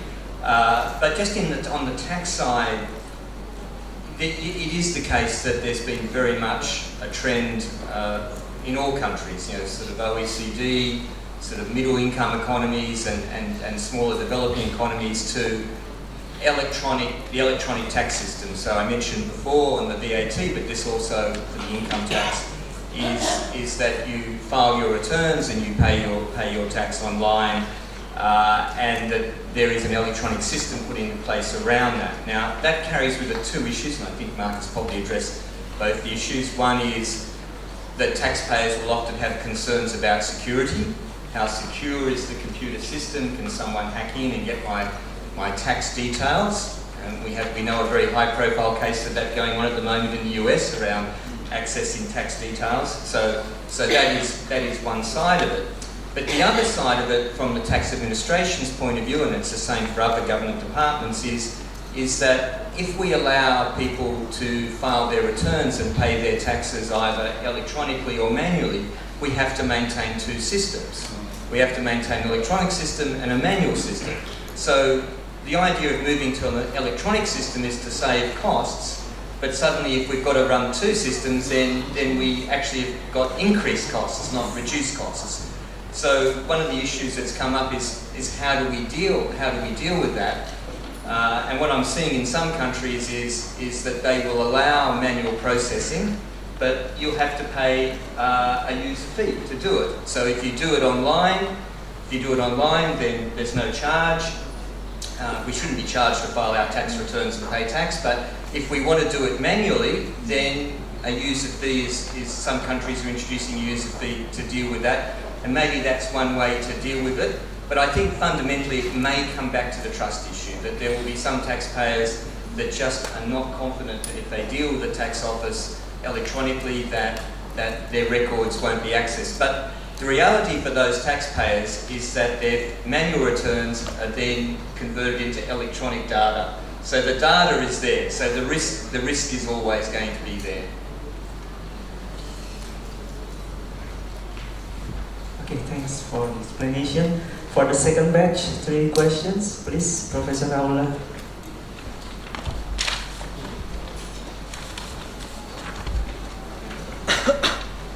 Thank you.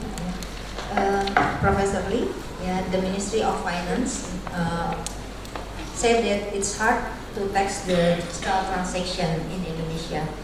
But I think even it's hard to tax the digital transaction, Indonesian government has to do policy transformation in order to collect tax from digital transaction.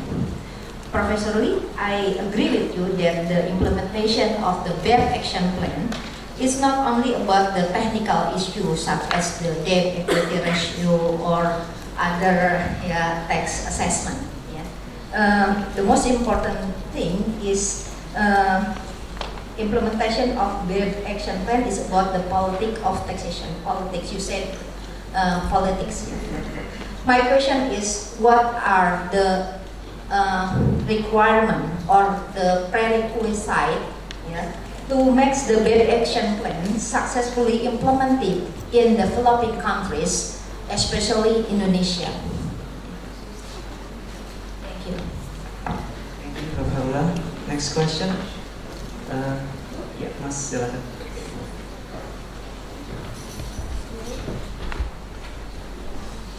Name and institution, please.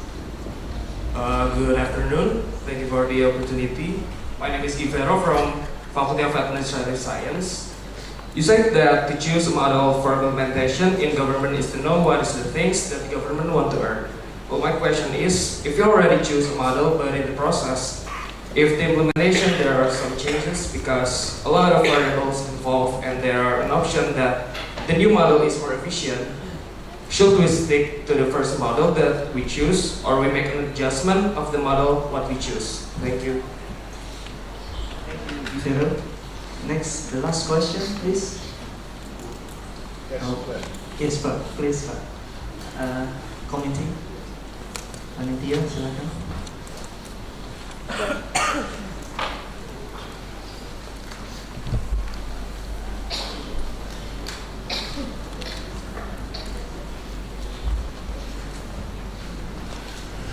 Thank you. My name is Made. I'm from the Home Affairs.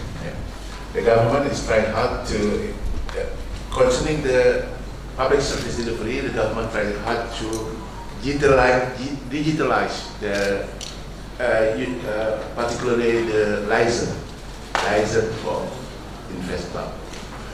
What happening is, when we are talking about digitalization of the license, we talk about the written regulation in the first time. What is written in the regulation? Unfortunately, in the Indonesian case, when we talk about license is connected with many ministries. That's the problem. And every ministry issue specific regulation, which in many cases they are contradictory with the other ministry. Now this is creating a problem. it looked like that we are trapped in the many regulations issued by government. Then even the president get very angry, and then we try to something like simplify it by merging it through the say Perpu, law, special law on that. But based on your experience, first my question is whether such kind of thing is also happened in Australia when we are talking about licensing. If it's there, how you solve the problem? Thank you.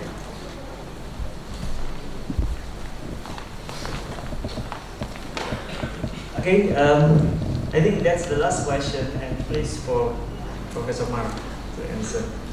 And Professor, They cover both the areas, I think, very well. Can I start just with the question about the changing models and the desire in digital design to have very comprehensive platforms. So one of the essential principles of the so-called big data revolution is that you try and set up the e-government instruments so that you get consistency across different databases. So you can access client data on their tax, on their health, on their education, on what kind of driver's license they have, whether they've left the country or come back in, and you can use this more comprehensive model to then aggregate data and make higher level judgments about subpopulations. This is the dream, you might think even fantasy, of aggregating big data. The problem is exactly the one that has been highlighted, which is in order to get to this very kind of comprehensive model, there's a lot of alignment required between local systems, and a lot of decisions have to be made simultaneously to design those systems, not just so that they serve the education or the health or the tax department, but so they serve this more aggregated objective. Most countries have had big internal debates about this aggregated or comprehensive model. In Australia, it happened years ago, trying to have a single identity number. People rejected that idea and were very afraid that that would lead to privacy and manipulation issues. But on the design side, I think the point you raise is the one that's also very difficult for service delivery. Some of the ways in which you want to build a local data system relate to particular or local service delivery requirements. And the health system will be very different from the education system. You may want to link up the individual files of people, but the way the technology and the software works may need to be very different.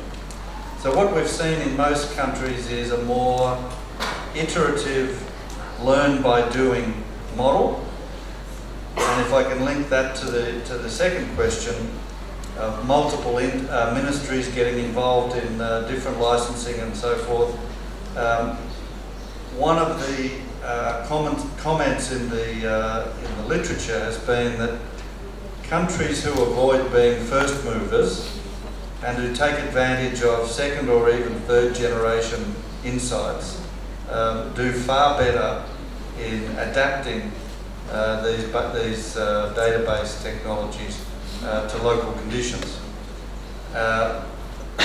Examples of that in Europe, in small countries like Norway, where they deliberately wait until after big countries have experienced the shock of the larger reforms, and then pick success stories and adapt them to their local conditions.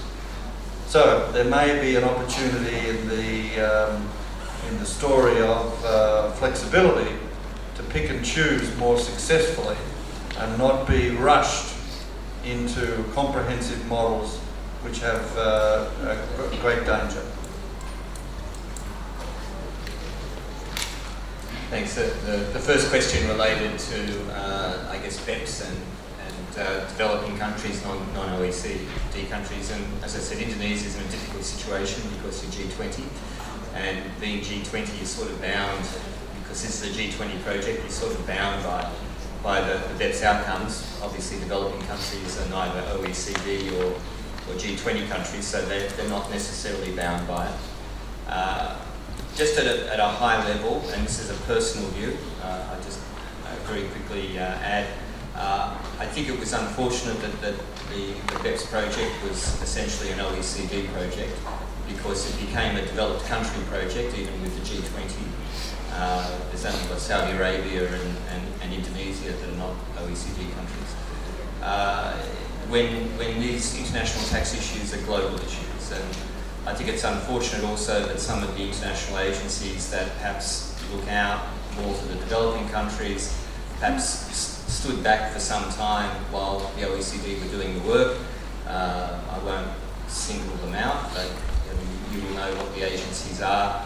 But what I'm seeing now is some of those agencies becoming more engaged, realising that the outcomes that perhaps are coming out of the OECD and including the inclusive framework may not necessarily be the best outcomes for developing countries.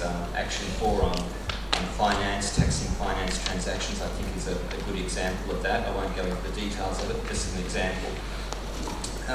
So I think we're at a difficult stage, to be honest, we're at a difficult stage with some of the more complex BEPS issues around how we're going to get solutions to them and how we're going to get solutions that are going to be acceptable to OECD countries and non-OECD countries. And the digital one is probably the most difficult one for those reasons. If I had an answer to it, I probably would be very wealthy now because I probably could have monetarized it some time ago. But I suppose my thinking has been to focus on the VAT side first, because that's the easy side. And once you focus on the VAT side, focus on the large providers, as I said in the presentation, because probably 80% of global revenues from digital transactions comes from a very small number of very large companies. So focus on those, get them into the VAT system, as the OECD countries have, and that perhaps gives you the in for putting into place mechanisms to collect income tax on them. But the issue is going to be the jurisdiction and the calculation issue. And one of the problems that developing countries have is going it alone. The UK and the European countries can go it alone with their digital services taxes because they're big countries. And these companies do not want to have the reputational risk involved if they don't comply. It is much harder for developing countries to put these mechanisms in place and expect them to be enforced. So I think, as I said at the end, I think at the end of the day, all we can really do in developing countries is sit back and see what happens, have a voice in the inclusive framework as you do, and as a member of the G20, and agitate as much as possible for solutions that bring about a fair outcome for developing countries. But really all we can do is be a taker here, not a driver, unfortunately.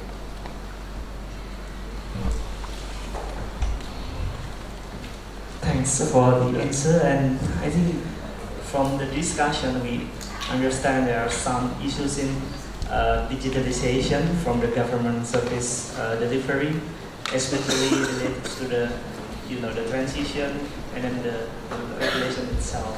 So for the closing remarks, Professor Mark and Professor Lee, can you give to the audience just short remarks how the issue in Indonesian context and what the government, the proposal to the government or the academics can do to help the digitalization for the public policy service delivery.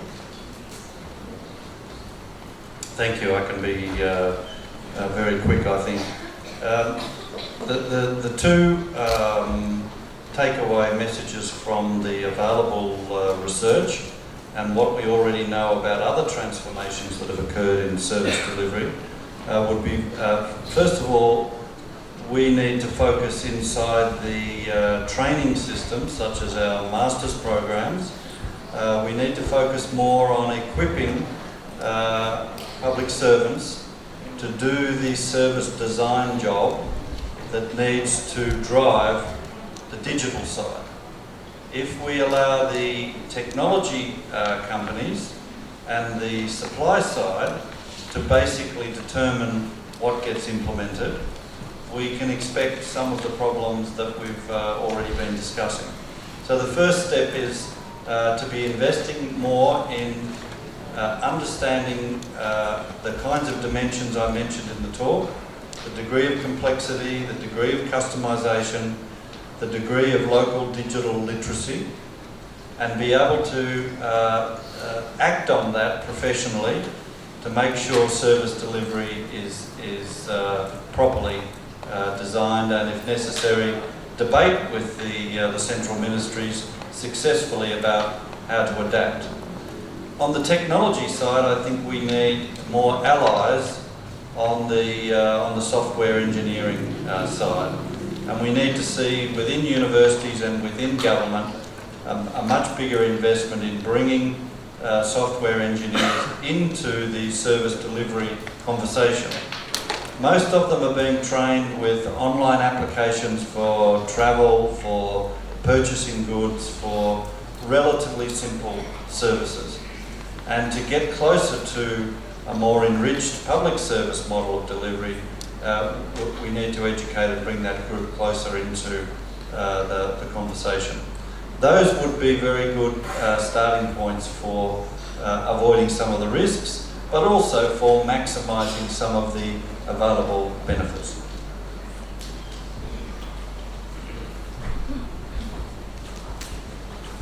On the tax side, I guess at the high level, just what I said a moment ago, Indonesia is a G20 country, so that gives it some status in this discussion, important status, and perhaps using that status to bring about an outcome that is a good outcome for Indonesia, but also a good outcome for the developing countries as well, is a good opportunity. But you will need to work out your position on these issues. That's the fundamental starting point.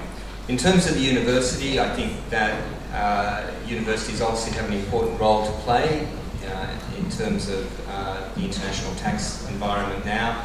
I think back to when I first started teaching international tax at Sydney University in the mid-1980s in the master's program.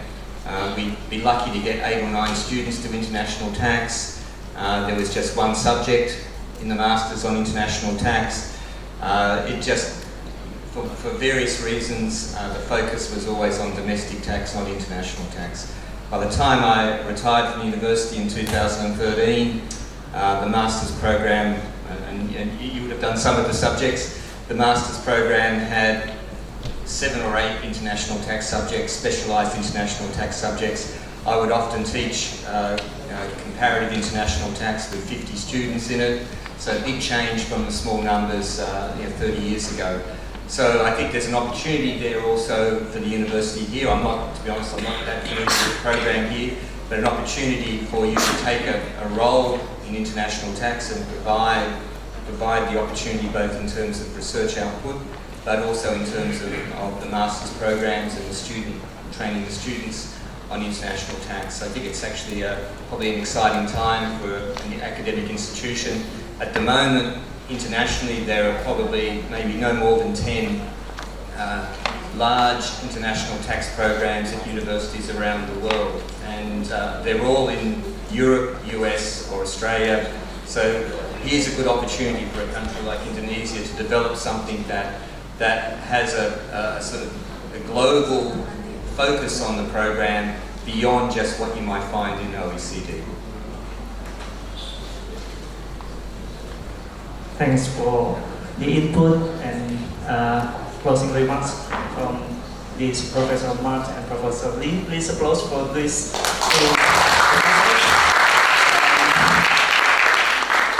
Please close this conversation. Thank you very much. Ladies and gentlemen, please give another round of applause for our speaker once again. We also would like to thank to all the speakers for the informative and insightful presentations. Also to Mr. Wisamodro Jati as the moderator. As a token of our appreciation and to show you our deepest gratitude for being here, Faculty of Administrative, Universitas Indonesia would like to give you a gift for your valuable time. For that purpose, we would like to kindly invite Professor Eko Prasojo to hand the gift to our remarkable speaker, Professor Considine.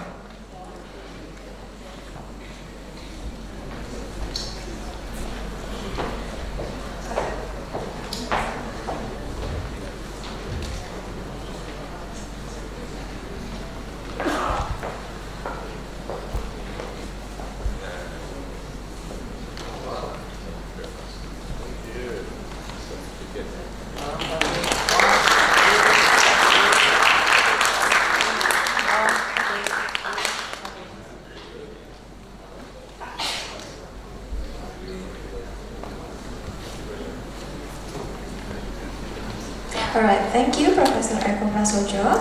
Next, we would like to invite Dr. Titi M. Putranti as the General Chair of ICAS-PGS to hand the gift to Professor Lee Burns and also Mr. Wisamodro Jati as the moderator.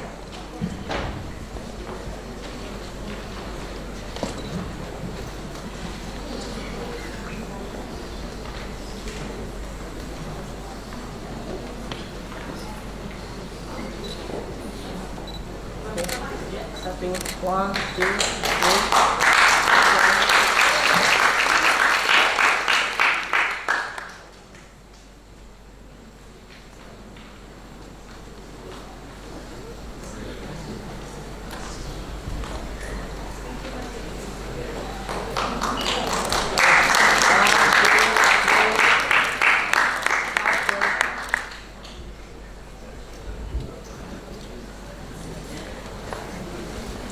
Ladies and gentlemen, this marks the end of our plenary sessions. Now it has come to the time for lunch break. The lunch break will be held until 1 p.m.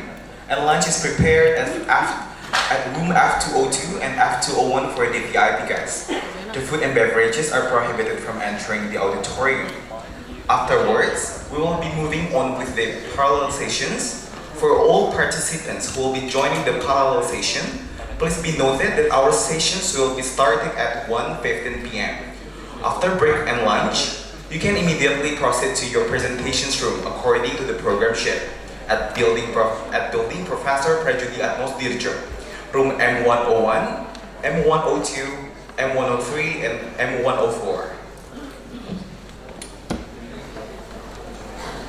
We also would like to express our gratitude to several nation journals that supported this conference: the Business and Bureaucracy Administrative Science Journal, the Home Affairs Governance Journal, the Policy and Governance Review, Indonesian Association for Public Administration, and Indonesian Political Science Review.